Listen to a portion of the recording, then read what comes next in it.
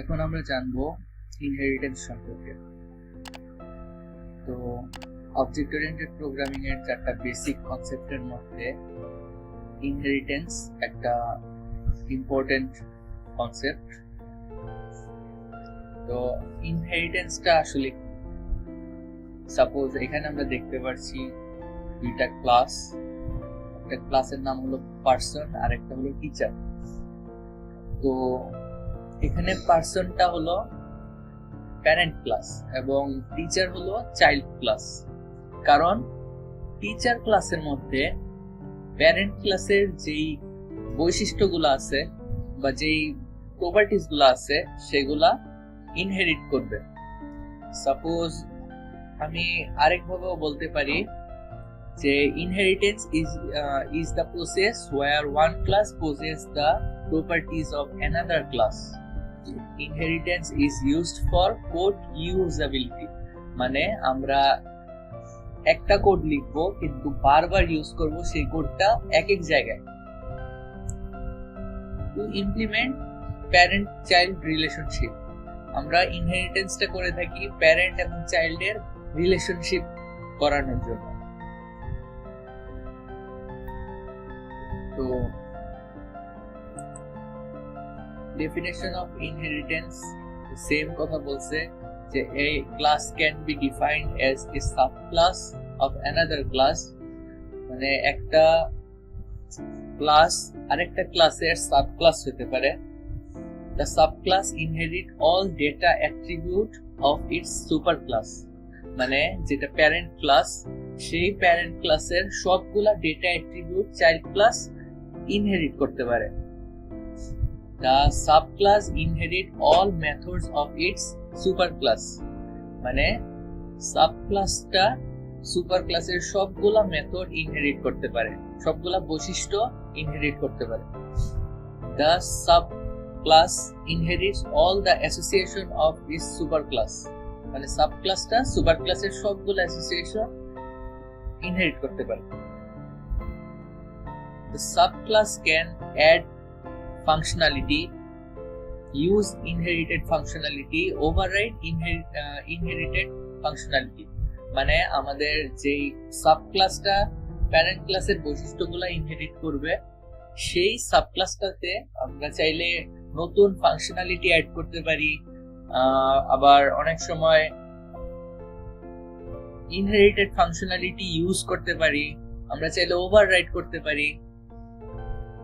Overriding কি overloading কি এটা আমরা দেখব কোডিং পার্টে। আপাতত থিওরিটিক্যাল পার্টে আমরা জেনে রাখি যে কোনটা কি কাজ করে।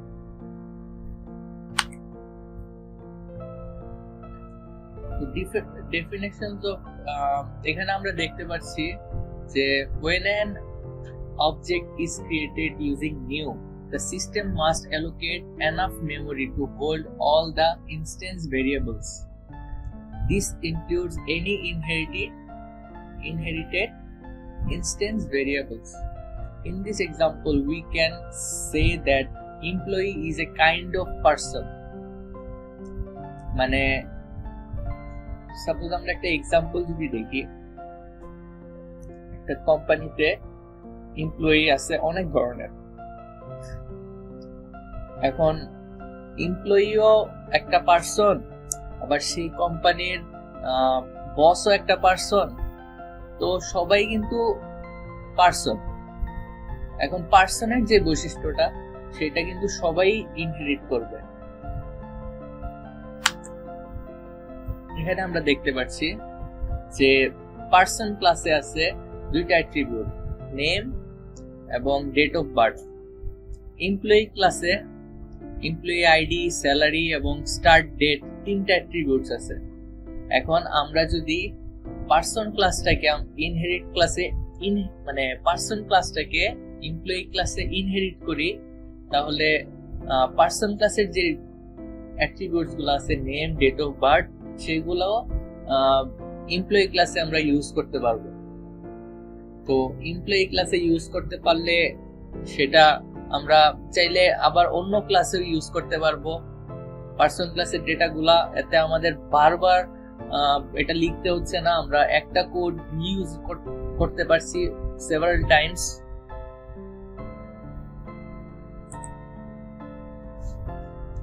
Inheritance is declared using extend keyword. Extend keyword এর মাধ্যমে ইনহেরিটেন্সটা ডিক্লেয়ার করতে হয়। যেমন এখানে দেখা যাচ্ছে যে পারসন একটা ক্লাস, এখন এমপ্লয়ি নামের একটা ক্লাস ক্রিয়েট করা হয়েছে। এমপ্লয়ি ক্লাসটা পারসন ক্লাসকে এক্সটেন্ড করতেছে, মানে ইনহেরিট করতেছে।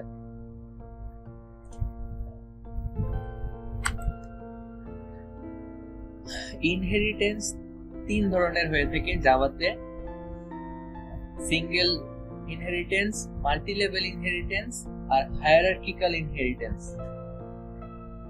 সি প্লাস প্লাসে আমরা চার ধরনের ইনহেরিটেন্স দেখে আসছি: single inheritance, multi level inheritance, hierarchical inheritance এবং মাল্টিপল ইনহেরিটেন্স। কিন্তু এই জাভার ক্ষেত্রে মাল্টিপল ইনহেরিটেন্সটা পসিবল না। তো আমাদের এই তিন টাইপের ইনহেরিটেন্স আমরা কোডিং পার্টে একদম ভালো করে দেখব, যে কিভাবে প্রত্যেকটা ব্যাপার কিভাবে সুন্দর মতো কাজ করে সেটা আমরা এক্সপ্লেইন করব কোডিং এর পার্টে। there is no limit to the number of subclass in a class can have, মানে একটা ক্লাসের অনেকগুলো সাবক্লাস হতে পারে, মানে এটার কোনো লিমিট নাই, আমি চাইলে ইচ্ছা মতো সাবক্লাস অ্যাড করতে পারবো। there is no limit to the depth of the class tree. Each Java classes has only one superclass. প্রত্যেকটা ক্লাসের একটা সুপার ক্লাস থাকে, এমন না যে দুইটা সুপার ক্লাস আছে। দুইটা সুপার ক্লাস থাকলে ওইটা মাল্টিপল ইনহেরিটেন্স হয়ে যায়, যেটা আমরা সি প্লাস প্লাসে দেখে আসছি।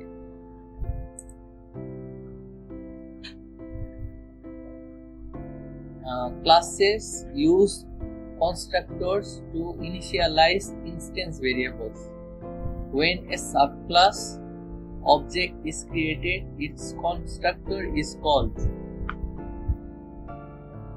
মানে যখন একটা সাবক্লাসের অবজেক্ট তৈরি হয় তখন এর কনস্ট্রাক্টরটা কল হয়।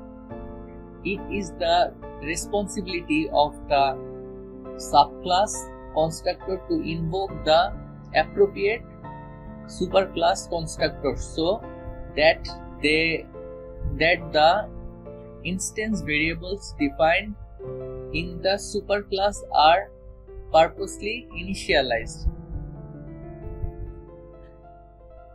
Superclass constructor can be called using super keyword, মানে আমরা চাইলে সুপার ক্লাসের যেই কনস্ট্রাক্টরটা আছে সেটাকে সুপার কিওয়ার্ডের মাধ্যমে কল করতে পারি, কিন্তু আমরা চাইলে নরমাল ওয়েতে সুপার যেই মানে সুপার ক্লাসটা আছে সেই সুপার ক্লাসের কনস্ট্রাক্টরটাকে কল করতে পারি না।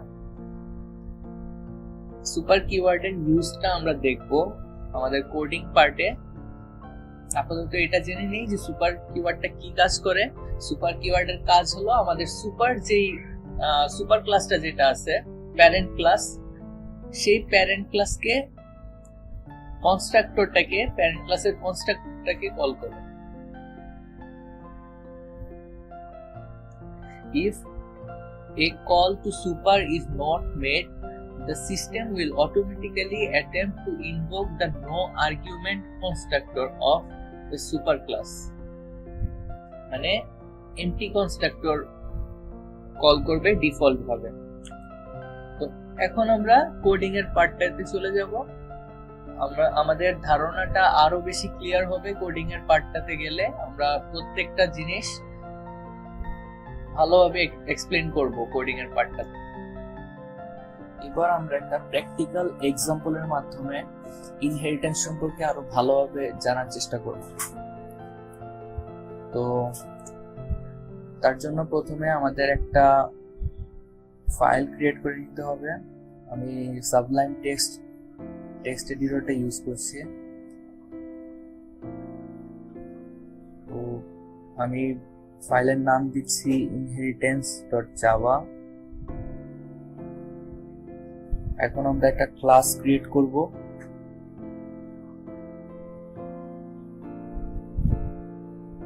ক্লাসের নাম দিচ্ছি শেপ। ক্লাসের ভিতরে আমরা দুইটা ভেরিয়েবল ডিক্লেয়ার করব প্রাইভেট হিসাবে, ডাবল ভেরিয়েবল। ভেরিয়েবলটা ডাবল টাইপের হবে আর ভেরিয়েবলটার নাম হবে var1 এবং var2, দুইটা ভেরিয়েবল ডিক্লেয়ার করলাম। এখন আমি একটা কনস্ট্রাক্টর ডিক্লেয়ার করব, এমটি কনস্ট্রাক্টর। তো এমটি কনস্ট্রাক্টরের ভিতরে আমি একটা লাইন প্রিন্ট করতে যাচ্ছিলাম। তো print shape MT constructor.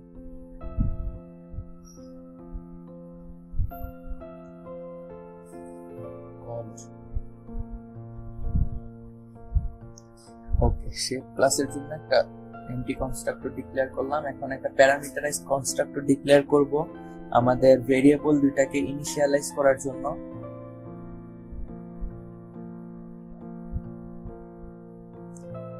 Parameter হবে ভেরিয়েবল দুইটার নাম। ওকে, এখন আমি ইনিশিয়ালাইজ করব দিস কিওয়ার্ডের মাধ্যমে ইনিশিয়ালাইজ করছি, কারণ আমি চাচ্ছি না যে আলাদা কোনো ইনিশিয়ালাইজেশনের জন্য আলাদা কোনো ভেরিয়েবল ক্রিয়েট করা হোক। আমরা যেই ভেরিয়েবলটা যেই নামে ডিক্লেয়ার করেছিলাম সেই নামে আমরা ভেরিয়েবলটা ইনিশিয়ালাইজ করতে পারবো। এটা হল দিস কিওয়ার্ডের অ্যাডভান্টেজ। এখন আমরা এরিয়া নামের একটা মেথড ক্রিয়েট করব। এই এরিয়া মেথডের ভিতরে আমরা আমাদের ক্যালকুলেশনটা করব।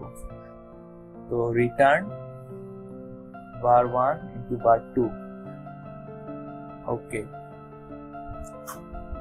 এরিয়ার ভিতরে আমাদের এরিয়ার ক্যালকুলেশনটা করা হবে। এখন আমরা আরেকটা ক্লাস ক্রিয়েট করব। এই ক্লাসের নাম দিব সার্কেল। এই সার্কেল ক্লাসটা শেপ ক্লাসকে ইনহেরিট করবে, তাই আমরা ইনহেরিট করার জন্য এক্সটেন্ড ব্যবহার করব। এক্সটেন্ড ব্যবহার করলে এটার মানে হচ্ছে যে আমরা সার্কেল ক্লাস ক্রিয়েট করেছি, সার্কেল ক্লাসের মধ্যে শেপ ক্লাসের প্রপার্টিজ গুলা ইনহেরিট করতে যাচ্ছি। তো আমরা এখন একটা প্রাইভেট ভেরিয়েবল ডিক্লেয়ার করেছি রেডিয়াস নামের, আর এটা ডাবল টাইপের ভেরিয়েবল। এখন সার্কেলের জন্য একটা কনস্ট্রাক্টর ডিক্লেয়ার করছি। কনস্ট্রাক্টরের নাম হবে সার্কেল এনটি কনস্ট্রাক্টর কল্ড। ওকে, তারপরে আমরা আবার ইনিশিয়ালাইজ করব আমাদের যে ভেরিয়েবলটা আমরা ডিক্লেয়ার করেছিলাম সেটা ইনিশিয়ালাইজ করতে হবে কনস্ট্রাক্টরের মাধ্যমে। এখানে আমরা প্যারামিটার দিব double radius.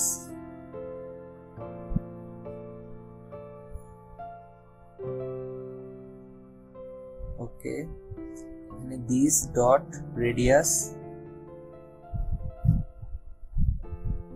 Equal to radius. Same নামটা দিয়ে আমরা ইনিশিয়ালাইজেশন করতে পারছি। তো এখন একটা এরিয়া মেথড ক্রিয়েট করব। আমরা লক্ষ্য করি যে আমরা আগের যেই ক্লাসটা ছিল সেই ক্লাসের মধ্যে সেম এরিয়া নামের মেথডটা ইউজ করেছিলাম, এই ক্লাসে এরিয়া নামের মেথডটা ইউজ করছি। এখানে হয়েছে কি মেথড ওভাররাইডিং হয়েছে, কারণ আমরা দুইটা ক্লাসের মধ্যে সেম নামের মেথড ক্রিয়েট করছি। এটার ভিতরে আমরা রেডিয়াস, আমরা সার্কেলের ক্ষেত্রফল নির্ণয়ের যে সূত্রটা সেটা লিখে দিব রিটার্ন টাইপের ভিতরে। ওকে, তো এখন আমরা আরেকটা ক্লাস ক্রিয়েট করব। এটা আমরা যদি ব্র্যাকেট দিয়ে দিই তাহলে বুঝতে সুবিধা হবে। আরেকটা ক্লাস ক্রিয়েট করি রেডিয়াস নামের, না সরি রেক্ট্যাঙ্গেল নামের। এই রেক্ট্যাঙ্গেল এক্সটেন্ড করবে শেপ ক্লাসকে, রেক্ট্যাঙ্গেলও শেপ ক্লাসকে এক্সটেন্ড করছে। তো আমরা একটা ভেরিয়েবল ডিক্লেয়ার করব লেন্থ নামের, আর একটা ভেরিয়েবল ডিক্লেয়ার করব ওয়াইড নামের। দুইটাই ডাবল টাইপের হবে কারণ দশমিক ভ্যালু হতে পারে। তারপর একটা এমটি কনস্ট্রাক্টর ডিক্লেয়ার করব এমটি কনস্ট্রাক্টরের ভিতরে সেম আগের মতো লিখে দিব যে রেক্ট্যাঙ্গেল এমটি কনস্ট্রাক্টর কল। তারপর রেক্ট্যাঙ্গেলের আরেকটা প্যারামিটারাইজড কনস্ট্রাক্টর ডিক্লেয়ার করব, সেখানে আমরা প্যারামিটার হিসেবে দিব ডাবল লেন্থ ডাবল ওয়াইড।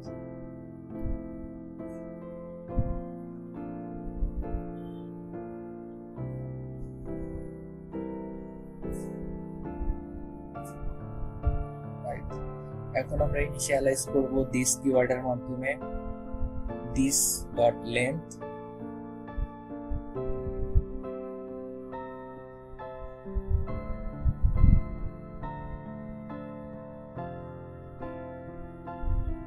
আচ্ছা ইনিশিয়ালাইজ করার আগে আমরা রিটার্ন টাইপটা আগে লিখে নিই, এতে টাইম বাঁচে। আমরা এখান থেকে কপি করে নিব, কাট করে নিব।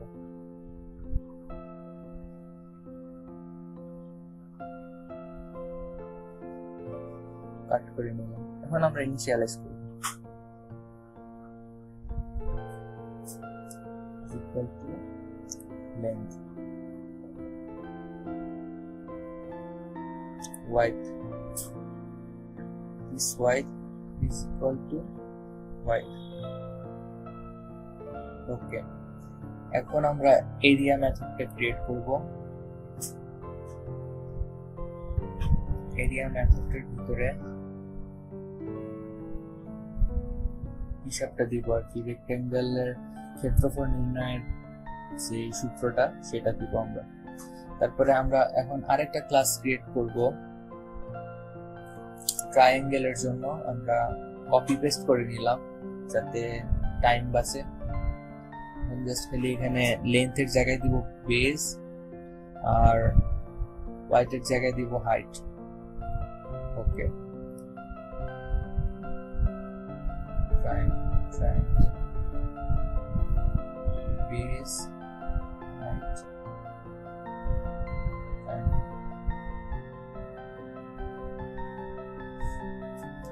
আমরা ভিতরে সূত্রটা লিখব base into height divided by 2। ওকে, এখন আমরা মেইন মেথডটা লিখব।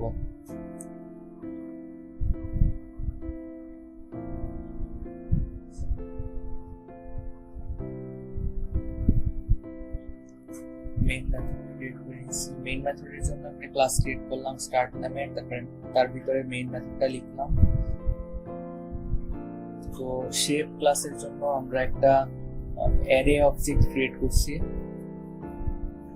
শেপ নামের, যাতে আমরা ভ্যালু পাস করতে পারি। এখন আমরা আর্গুমেন্ট পাস করছি। এই আর্গুমেন্টটা পাস করার কারণে আমাদের আগের যে মেথডগুলো মানে আগের যে ক্লাসের মধ্যে আমাদের ভ্যালুগুলা আমাদের ক্যালকুলেশনটা করা হয়েছিল সেইখানে ভ্যালুটা চলে যাবে।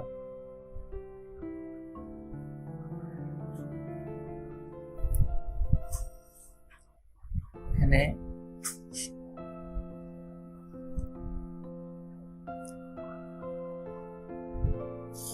এখন আমরা লাইন গ্যাপের জন্য কিছু সিস্টেম ইন্টারনেট কপি করে নিব।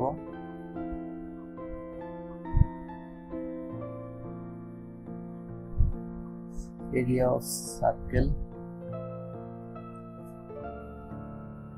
শেপ,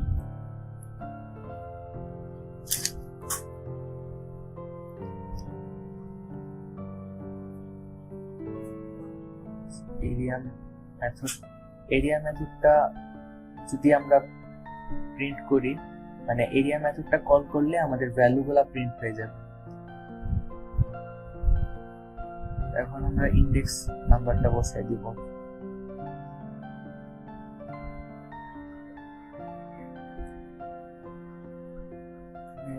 এডিট করতে হবে সার্কেল ট্রায়াঙ্গেল করে আমরা ইনডেক্স গুলো বসাই দিব। 0 নাম্বার ইনডেক্সের জন্য সার্কেল প্রিন্ট হবে, 1 নাম্বার ইন্ডেক্সের জন্য রেক্ট্যাঙ্গেলের ক্ষেত্রফল প্রিন্ট হবে এবং 2 নাম্বার ইন্ডেক্সের জন্য ট্রায়াঙ্গেলের ক্ষেত্রফল প্রিন্ট হবে। তো আমরা দেখি আমাদের আউটপুটটা কি আসে। এখন দেখব। আচ্ছা, আমরা এখানে একটা ভুল করেছিলাম।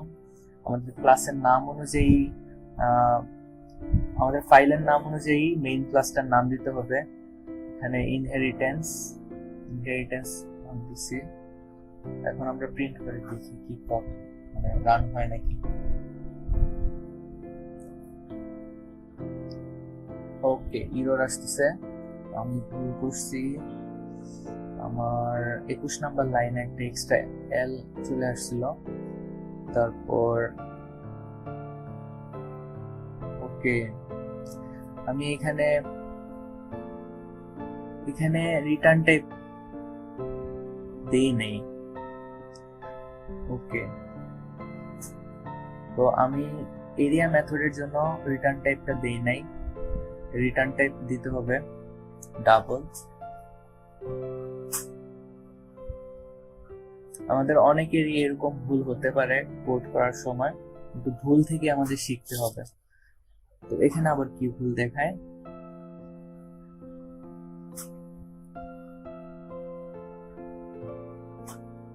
ওভাররাইট কেটে দিই।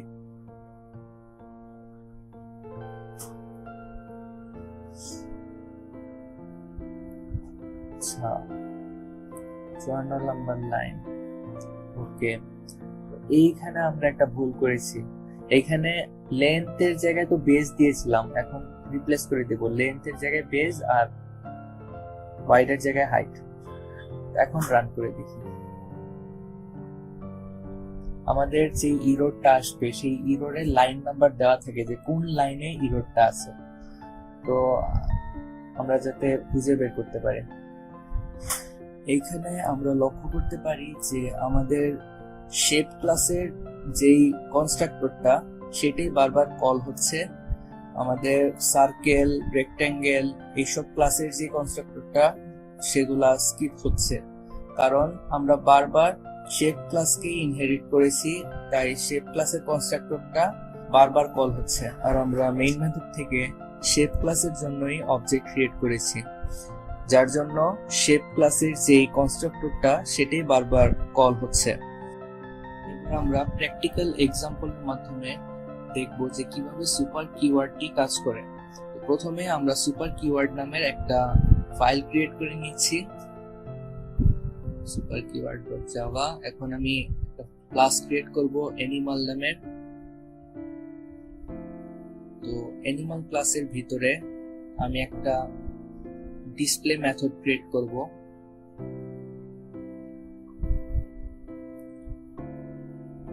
এই ডিসপ্লে মেথডের ভিতরে আমি একটা মেসেজ ডিসপ্লে করব। জাস্ট আপনাদের বোঝার সুবিধার্থে আমি অনেক সিম্পল একটা কোড এক্সাম্পল দিয়ে দেখাচ্ছি।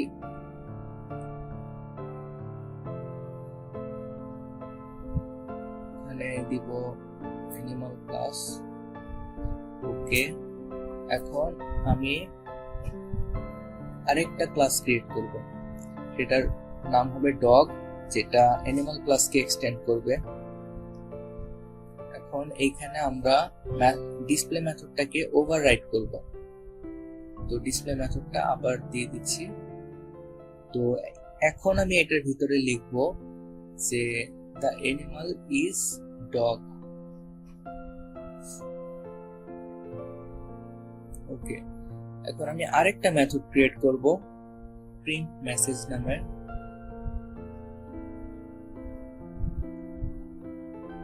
এই মেথডের ভিতরে আমি ডিসপ্লে যে মেথডটা সেই মেথডটা কল করে দিব, এতে করে ডিসপ্লে মেথডটা প্রিন্ট হবে যখন এই মেথডটা কল করা হবে। তো এখন মেইন মেথড ক্রিয়েট করছি আমাদের ফাইলের নামে, মেইন ক্লাস ক্রিয়েট করছি আমাদের ফাইলের নামে। তো এখন আমরা একটা মেইন মেথড ক্রিয়েট করব। মেইন মেথডের ভিতরে ডগ ক্লাসের জন্য একটা অবজেক্ট ক্রিয়েট করে নিচ্ছি dog1 নামের। তারপর dog1 মেথড ডগ1 অবজেক্টটি দিয়ে প্রিন্ট মেসেজ যে মেথডটি সেটি কল করছে। তো দেখি আমাদের আউটপুটটা কি আসে।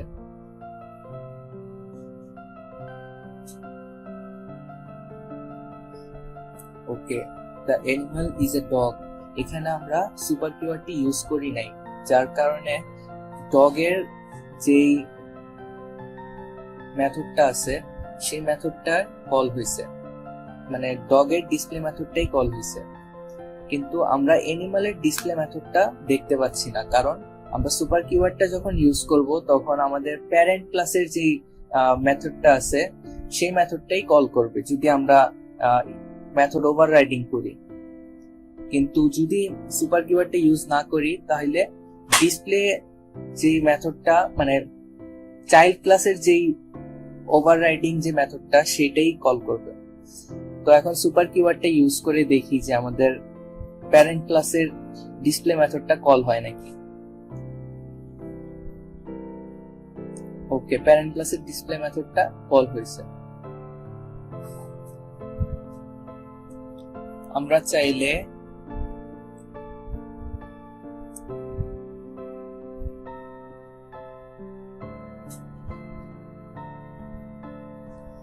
চাইলে এখন একটা অ্যাট্রিবিউট কল করতে পারি।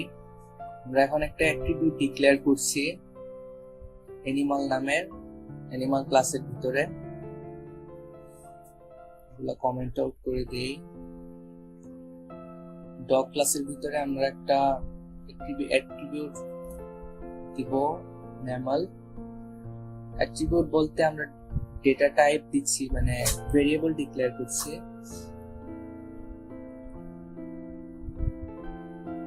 তো কমেন্ট আউট করে দিই। পাবলিক ভয়েড প্রিন্ট টাইপ নামের একটা মেথড ক্রিয়েট করলাম, এটার ভিতরে আমরা টাইপটা প্রিন্ট করে দিব। এখানে আমরা একটা কাজ করব, ফার্স্টে আমাদের যে টাইপটা আছে ডগ ক্লাসের যে টাইপটা সেই টাইপটা প্রিন্ট করব। টাইপ বলতে আমাদের ভেরিয়েবলটা বা অ্যাট্রিবিউটটা। This is a class type. এখানে টাইপ দিলে এই ক্লাসের ভিতরের যে টাইপটা সেটা প্রিন্ট হবে। কিন্তু এখানে এখন যদি আমি সুপার কিওয়ার্ডটা ইউজ করি তাহলে আমাদের প্যারেন্ট ক্লাস যেটা অ্যানিমাল ক্লাস সেই ক্লাসের টাইপটা প্রিন্ট হবে। তো এখানে আমরা একটু ভুল করেছি, এখানে টাইপ লিখতে হবে, প্রিন্ট টাইপ। ওকে, হ্যাঁ, আমাদের সাকসেসফুলি প্রিন্ট হয়েছে। প্যারেন্ট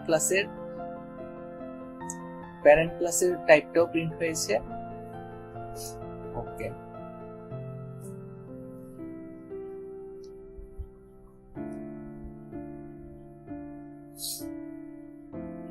এখন আমরা দেখবো যে কিভাবে কনস্ট্রাক্টর এর ক্ষেত্রেও আমরা এভাবে করতে পারি।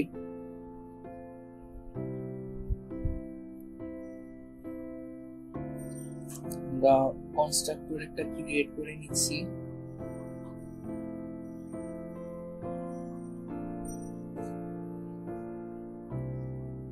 This is a constructor of animal class.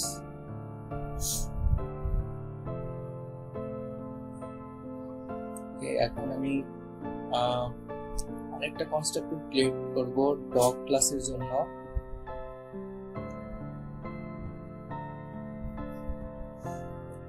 This is a constructor of dog class. তো আমি সুপার কিওয়ার্ডটা ইউজ করে কনস্ট্রাক্টরও কল করতে পারি সুপার ক্লাসে। আমি এখানে যদি সুপার কিওয়ার্ডটা ইউজ করে দেই তাহলে সুপার ক্লাসের যে কনস্ট্রাক্টরটা সেটা আমাদের প্রিন্ট হয়ে যাবে। তো আমরা দেখি এই সুপারটা সবসময় আমাদের মানে সবার উপরে দিতে হয়। যদি এটা আমরা পরে দিতাম বা নিচে দিতাম তাহলে কাজ করতো না। দেখি, ওকে, তো সুপার ক্লাসের মেসেজটা আমাদের প্রিন্ট হয়ে গেছে কনস্ট্রাক্টরের ভিতরে যে মেসেজটা ছিল।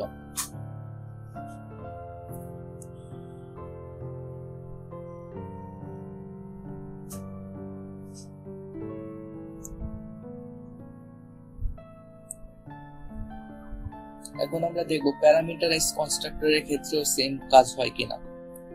প্যারামিটারাইজ কনস্ট্রাক্টর ডিক্লেয়ার করব, টাইপ দিব হলো ভেরিয়েবল দিব হলো টাইপ, মানে আমি প্যারামিটার দিচ্ছি কনস্ট্রাক্টরের জন্য, প্যারামিটার টাইপ দিলাম,